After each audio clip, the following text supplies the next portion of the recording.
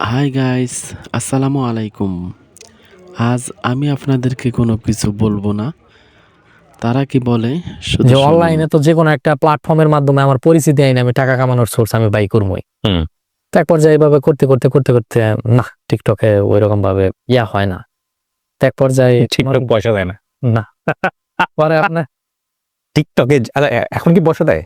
Sorry, না এখনো দেয় না। টাকা পয়সা পাবো। বিশ্বাস করেন, আমি আপনাদের একটা কথা বলি, টিকটকে যে পরিমাণ আমাদের ছেলেমেয়েরা যে পরিমাণ সময় দেয়, উইথ ডিউ রেসপেক্ট, টিকটকে যদি জানি না এখন কি অবস্থা, আমি যেহেতু টিকটক করি না, এই পরিমাণ এনার্জি বা এই পরিমাণ সময় যদি তারা ইউটিউবে বা ফেসবুকের মাধ্যমে দিত, তাহলে অনেকেই বড়লোক হয়ে যেত।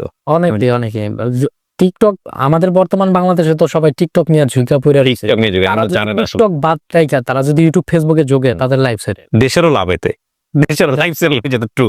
তো এটা হয়তো অনেকেই বুঝে না, এটা অনেকেই বুঝেই না। এবং টিকটকের মনিটাইজেশন করা উচিত। আমি জানি না, ওনারা হয়তো